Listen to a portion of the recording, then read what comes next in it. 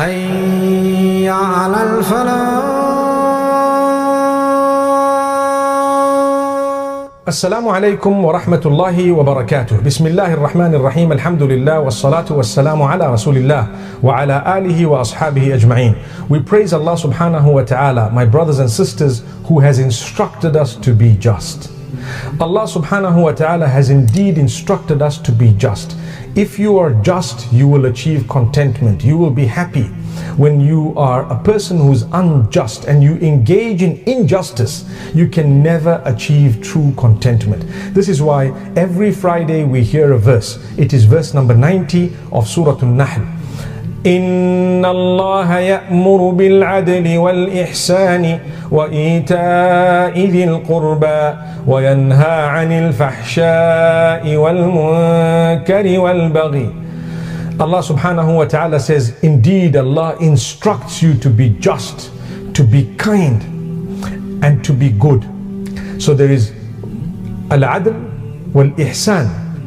There is justice, there is kindness and goodness, and there is ita'i dhil qurba. Allah asks you to give your relatives, to reach out to them. How can you be a wealthy person and they are struggling and they are so closely related to you? How can you be a person who has everything and your own relatives don't? Allah made them related to you to ask you about what you did towards them.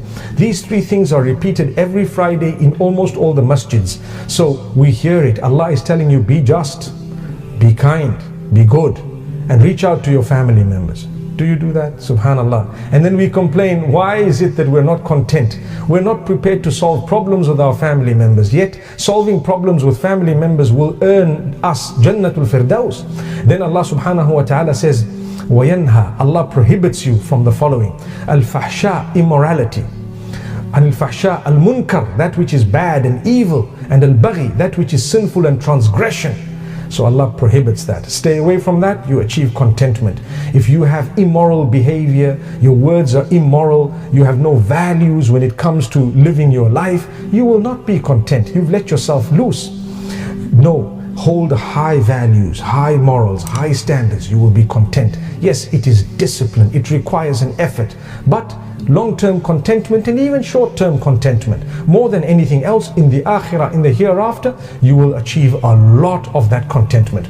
My brothers and sisters, then Allah says the immorality, the evil and transgression, remember to stay away from it. Evil, stay away from. Transgression, that which is sinful, stay away from. These three are actually interconnected, and we ask Allah subhanahu wa ta'ala to grant us goodness.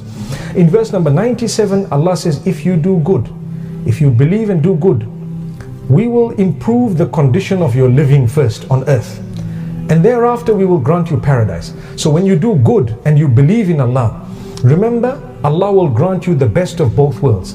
Listen to what Allah subhanahu wa ta'ala says: من عمل صالحا من ذكر أو أنثى وهو مؤمن فلنحيينه حياة طيبة. Whosoever believes in Allah, from male or female, and does good deeds, Allah will grant them a life that is tayyibah, that is good, that is pure. Allah will grant them that contentment that they are searching for, a pure life, a happy life. Why? Because you've believed in Allah and you're doing good deeds. You must do the good deeds. And this is why the Mufassirin have always said, be conscious of your link with your Maker, and be conscious of the way you treat the rest of the creatures of the same Maker. The common factor is, He is the Maker of all of us. May Allah subhanahu wa ta'ala help us to reach out to one another. Ameen. So Allah subhanahu wa ta'ala gives us that guarantee. Then He says to us something interesting in verse number 125 of Surah An-Nahl.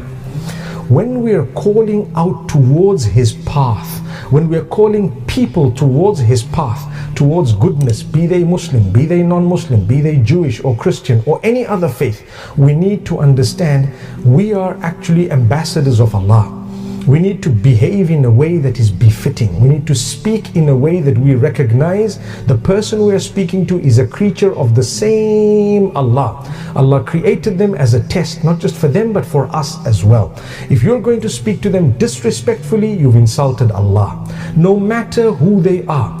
They are the creatures of Allah. They deserve your respect when you are speaking to them. Remember that.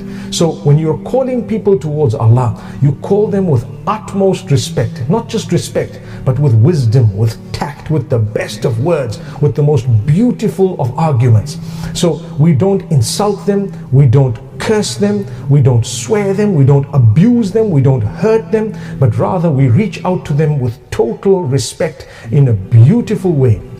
And this is why Allah subhanahu wa ta'ala addresses us and He says, ادع إلى سبيل ربك بالحكمة والموعظة الحسنة وجادلهم بالتي هي أحسن. Allah says, call out to the path of Allah. Call to the path of Allah subhanahu wa ta'ala. بالحكمة, with great wisdom. وَالْمَوْعِظَةِ الْحَسَنَةِ, and the best way of speaking. Choose the best way of conveying the message. You will be such a content person because you'll be happy. If Allah uses you to guide one person, it's better for you than the most expensive of the camels or the conveyance on earth. Better for you than that. One narration says it's better for you than the whole world and whatever it holds. So my brothers and sisters, if you are going to be conscious of how you're addressing the people you are trying to call towards Allah, towards their own maker, then you have been successful already just by the way you are speaking to them. Even if they didn't turn towards Allah, the fact that you did it for the sake of Allah in the way Allah taught you and you respected the creatures of Allah, He's already rewarded you. And if they were to turn, it's a bonus. At night you sleep with a smile. Today I was used by Allah to call people towards Him in such a beautiful way. I'm proud of what I've done. This pride is not the pride of haughtiness, but the pride of happiness. There is a difference between the two. One is forbidden and one is permissible. When we say in the English language, I'm proud of being a Muslim, it's not I'm haughty or arrogant of being a Muslim, but rather I'm happy to be a Muslim. So it's the pride of happiness, not the pride of haughtiness. May Allah subhanahu wa ta'ala grant us an understanding. So my brothers and sisters, remember this. Speak to people respectfully. When you are guiding your own children, do it with respect. We want to convince them to come towards Allah. Our harshness is not going to achieve anything. This is why Allah reiterates and repeats in Surah An-Nahl, that verse that I read, verse number 125, saying, call in towards the path of Allah. With goodness, with wisdom, with tact, with good words, with the best arguments. And remember, you are calling out to Allah. So be more careful in that regard. If we were to disrespect people, we lose happiness, we lose our sleep, we lose our contentment, we create problems, we cause division, we turn people further away from Allah. Then we cannot expect contentment from Allah subhanahu wa ta'ala when we've turned people away from Allah subhanahu wa ta'ala. We move on to the next surah, which is called Surah Al-Isra. In it, Allah makes mention of the night journey that the Prophet ﷺ made from his house in Mecca to Baytul Maqdis, and thereafter the Mi'raj that actually took him right up to the seventh heaven. My brothers and sisters, it is called Surah Al-Isra, it is also called Surah Bani Israel. In it, Allah makes mention of many facts, many points, many pieces of guidance. One of them is where Allah describes the Quran, verse number 9. Allah says, إن هذا القرآن يهدي للتي هي أقوم ويبشر المؤمنين الذين يعملون الصالحات أن لهم أجرا كبيرا. Allah says, indeed this Quran guides to the best of paths, the straightest path, and it gives good news to the believers, those who are conscious of Allah subhanahu wa ta'ala, that for them will be a great reward.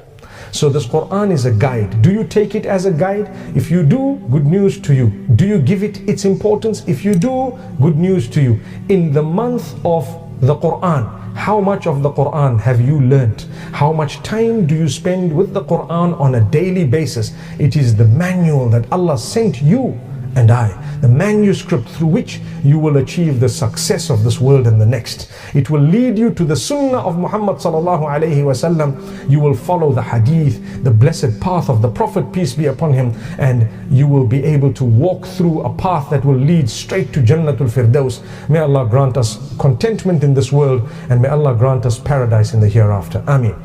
Thereafter, verse number 18, Allah subhanahu wa ta'ala speaks about those who want only this world and they have forgotten about the hereafter. If you'd like contentment, don't concentrate all your efforts on this world alone. My salary, my job, my money, my house, my car, my clothes, my perfumes, etc., etc. What about my akhirah? What about my hereafter? What about my paradise? My prayer, my consciousness of Allah, reaching out to others, earning the Jannah, etc., etc. What about all of that? So Allah says, من كان يريد العاجلة عجلنا له فيها ما نشاء لمن نريد ثم جعلنا له جهنم. Whosoever wants only that which is immediate, which means this worldly life, Man kana yuridu al-ajila, whoever only wants this worldly life that is right now, Allah says, ajjalna lahu fiha ma nasha. We will grant them from it to whomsoever we wish and to whatever level we wish. And in the hereafter, they have Jahannam. They have a torment waiting for them. Why should that be the case? Allah says, وَمَنْ أَرَادَ الْآخِرَةَ وَسَعَى لَهَا سَعْيَهَا وَهُوَ مُؤْمِنٌ فَأُولَٰئِكَ كَانَ سَعْيُهُمْ مَشْكُورًا. Whosoever is focused on the hereafter, they want the hereafter, and they're working towards the success of the hereafter, then those people, they will definitely have their sacrifices rewarded in a very, very great way. My brothers and sisters, Allah has promised us that if we focus on the hereafter, we will automatically achieve this world firstly, and then the hereafter. Remember, when Allah's given you, it's not a sign that He's happy with you. When Allah's taken away from you, it's not a sign that He's upset with you. It is all to do with the heart, your connection with Allah, and your contentment either way. May Allah grant us that contentment. أقول قولي هذا وصلى الله وسلم وبارك على نبينا.